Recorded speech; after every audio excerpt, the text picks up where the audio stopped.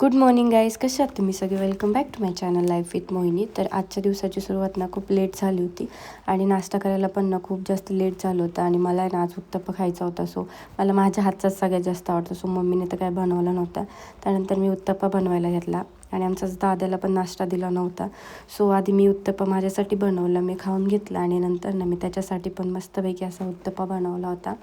त्यानंतर त्याचा टिफिन वगैरे मी रेडी केला आणि त्याला ना शाळेमध्ये द्यायला मम्मी आणि मी गेलो होतो. मग त्याला शाळेमध्ये गेल्यानंतर त्याला त्याचे टिफिन दिलं आणि मी निघाले होते आज मूव्ही पाहायला.